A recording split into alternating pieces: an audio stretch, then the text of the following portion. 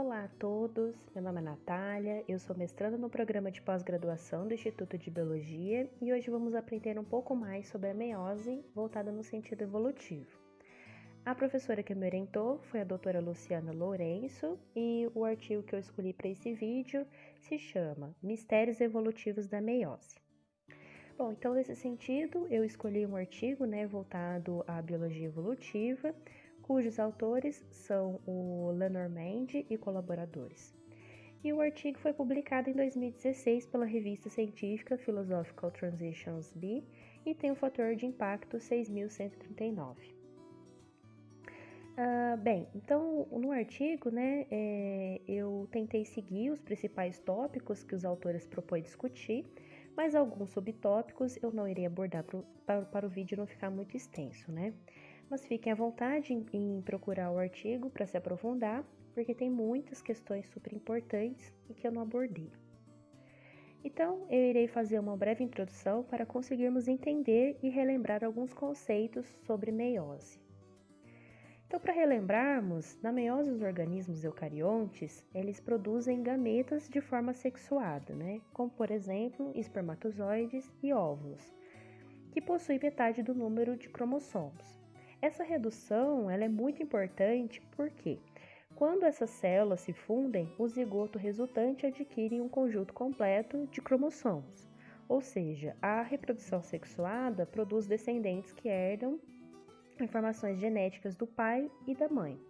Dessa forma, a cada geração ocorre uma nova combinação de genes que é criada em cada indivíduo, gerando uma enorme diversidade. Então, para nós entendermos, o processo meiótico envolve duas divisões nucleares e citoplasmáticas sucessivas, denominadas de meiose 1 e meiose 2, resultando em 4 novas células haploides. A meiose 1 ela é denominada divisão reducional porque as duas células formadas contêm um único conjunto de cromossomos, que são haploides. E na meiose 2 é chamada de divisão equacional porque há somente a separação das cromátides irmãs.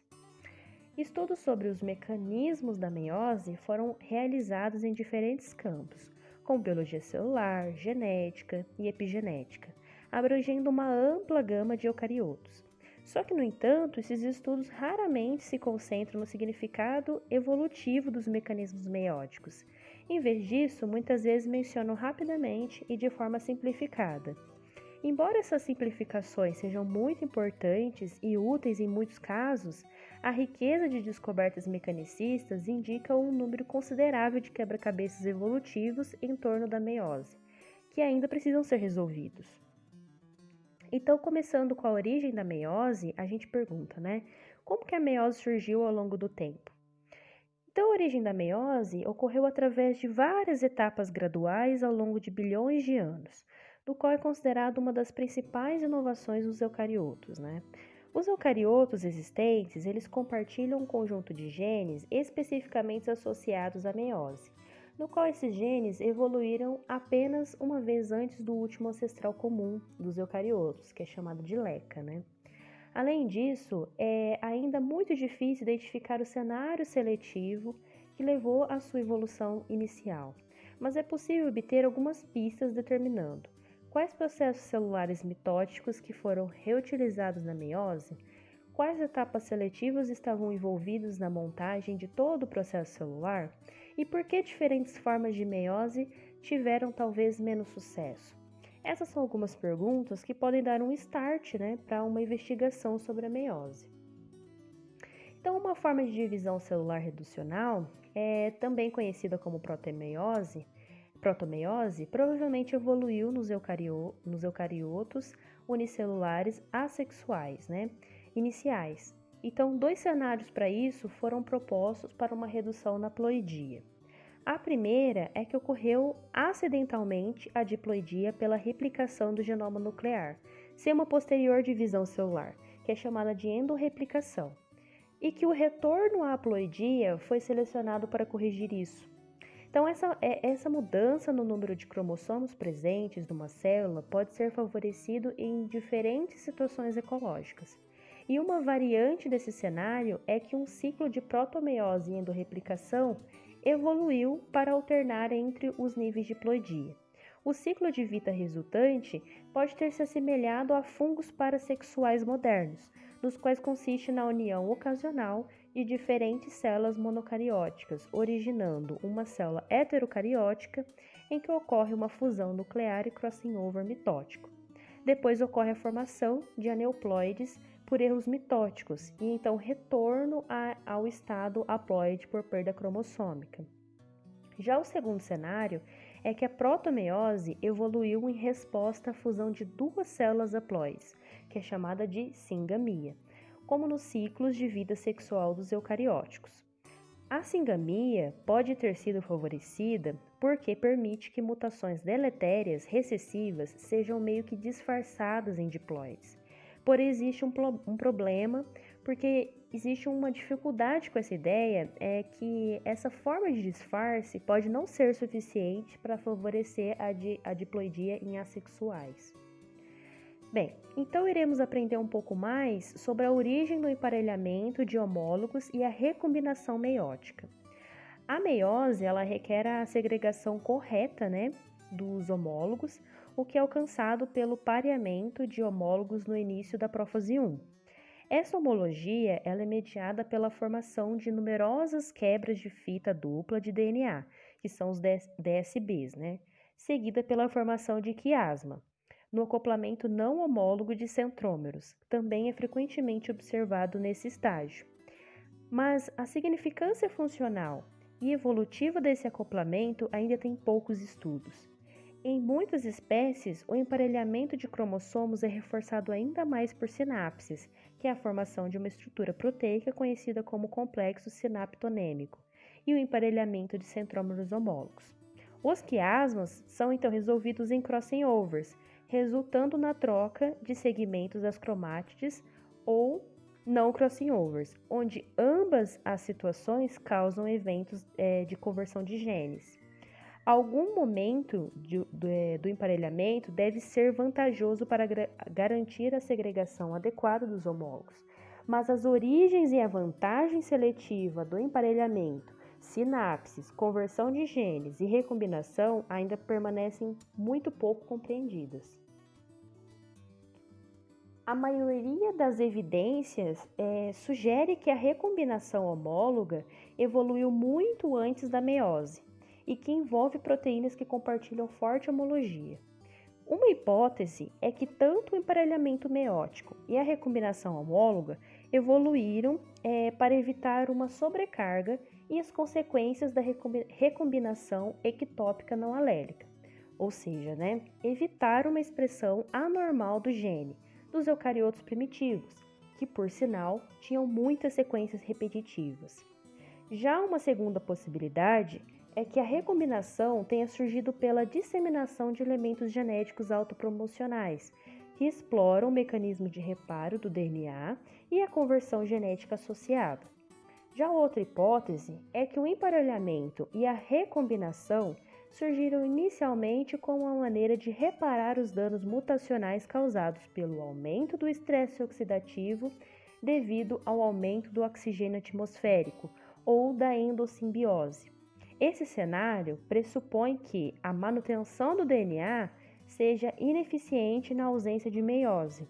No entanto, procariontes, incluindo arqueias, possuem mecanismos de reparo eficientes que envolvem recombinação, mas que não fazem meiose. Agora, quando se trata da origem da meiose em duas etapas, existem 3 hipóteses que foram propostas. A primeira hipótese relata que a meiose em duas etapas protege melhor contra elementos genéticos egoístas, que são chamados de SGS, que são segmentos genéticos que podem melhorar sua própria transmissão à custa de outros genes do genoma, que são conhecidos como killer sisters. Em uma meiose de duas etapas, há uma certa incerteza quanto à divisão reducional, ser na meiose 1 ou na meiose 2, o que significa que o mecanismo de sabotagem tem uma eficácia muito reduzida. A segunda hipótese é que as espécies sexuais com meiose de uma etapa seriam vulneráveis à invasão por mutações assexuais e, portanto, foram desproporcionalmente extintas no passado. Ao contrário da meiose de uma etapa, a maioria das modificações da meiose de duas etapas envolve uma perda de heterozigosidade a cada geração, o que causaria uma expressão de efeitos mutacionais deletérios recessivos ou parcialmente recessivos e reduziria a aptidão de mutações assexuais recém-emergentes. Finalmente, uma terceira hipótese postula que uma meiose de uma etapa é mais complexa e, portanto, menos provável de evoluir do que uma meiose de duas etapas. A meiose em duas etapas, ela pode ser alcançada simplesmente modulando a atividade da CDK no final de um ciclo celular, para adicionar um evento de uma segunda divisão. Só que, por outro lado, uma meiose de uma etapa exigiria uma ampla modificação do ciclo mitótico. Então, agora, eu irei falar um pouco mais sobre as modificações secundárias da meiose.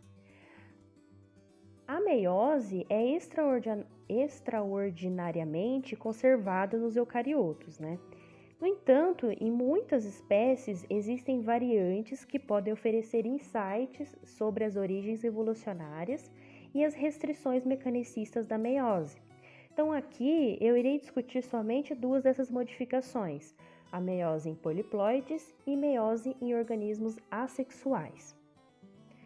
Então, a poliploidia é surpreendentemente comum em eucariotos, devido aos consideráveis problemas que ela representa para a meiose. Então, na poliploidia, os cromossomos homólogos eles se reconhecem e se alinham em 3 ou mais cromossomos com homologia suficiente. Esses cromossomos podem se alinhar a graus variados, formando multivalentes. Então, isso pode ocorrer quando não há disjunção dos cromossomos, formando gametas com todo o conjunto dos cromossomos característicos da espécie, como, por exemplo, a autopoliploidia, que é um dos exemplos é a banana, né? E também quando a poliploidia é resultado de hibridização, que é chamada de alopoliploidia, e um dos exemplos são algumas espécies de algodão. Então, a formação multivalente é associada à segregação equivocada dos cromossomos, levando à fertilidade reduzida e à descendência de baixa aptidão. Esses são problemas que podem ser agravados nos alopoliploides, porque a recombinação homogeneiza os cromossomos parcialmente diferenciados. Entretanto, existem espécies e linhagens poliploides bem-sucedidas que indicam que a seleção natural pode frequentemente promover transições de segregação multi-abivalente, como nos diploides. No entanto, como essas transições são alcançadas em nível molecular, ainda permanece um mistério. Só que parte da resposta parece ser uma redução no número de crossing overs, pois os multivalentes só podem se formar com pelo menos 2 crossing overs por cromossomo. Esses mecanismos parecem particularmente importantes nos autopoliploides e pode ser alcançado através do aumento da interferência de crossing overs. Só que, no entanto, existem algumas espécies de plantas em que as soluções para esse problema evoluíram, e onde ocorre a exclusão de univalentes em um sexo, mas a inclusão no outro, levando, por exemplo, ao espermaploide e os óvulos tetraploides, em plantas pentaploides, como, por exemplo, a rosa canina. Agora, quando se fala das modificações na meiose e perda de sexo, observamos que muitos organismos abandonaram a reprodução sexual, reproduzindo-se assexuadamente, suprimindo ou modificando a meiose, e produzindo ovos diploides, que podem se desenvolver sem fertilização. Algumas perguntas como pode a reprodução assexual mitótica, como por exemplo a paternorgênese em animais, como as abelhas, por exemplo, ou a apomexia mitótica em plantas, como as gramíneas, evolui da meiose, né? Exemplos de modos de reprodução assexuada derivados da meiose incluem duplicação cromossômica antes da meiose, que é chamada de endomitose. É uma fusão de 2 dos 4 produtos da meiose e uma supressão de uma das 2 divisões meióticas. 2 modos particularmente comuns de assexualidade são a supressão da meiose 1 e a automexia envolvendo produtos meióticos que foram separados durante a meiose 1. Ambos são geneticamente equivalentes e levam a uma heterozigose reduzida.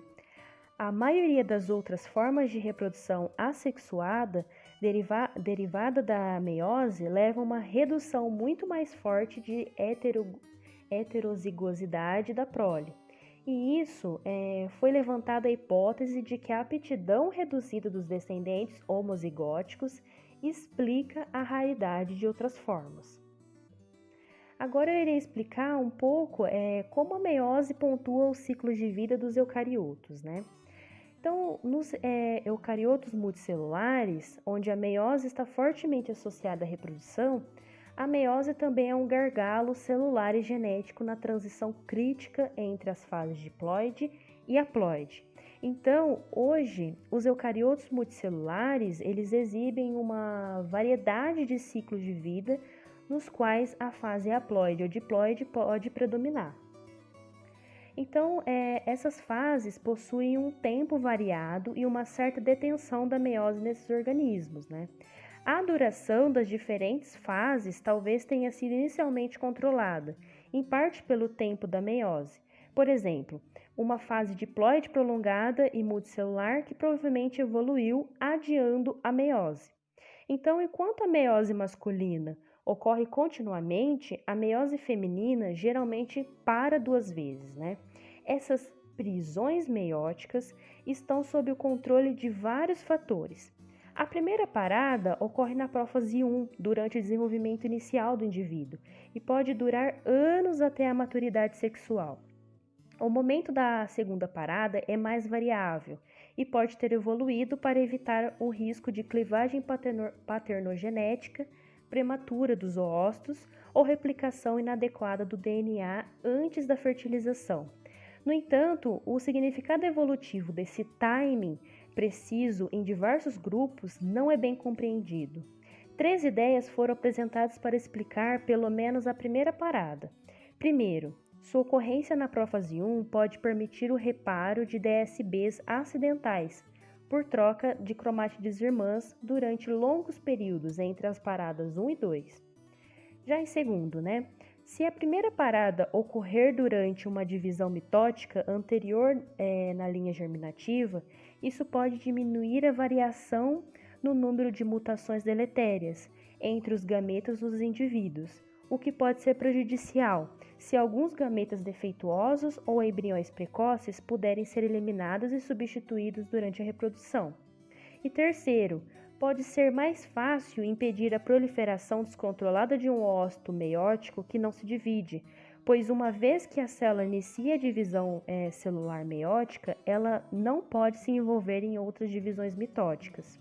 A primeira parada pode, portanto, ter evoluído para controlar e minimizar o número de divisões mitóticas possivelmente desperdiçadoras e mutagênicas na linha germinativa feminina, Agora, essas paradas meióticas em plantas, elas são desconhecidas, viu? Porque plantas parecem não ter mecanismos restritos para interromper a divisão celular meiótica, independentemente de ocorrer defeitos graves.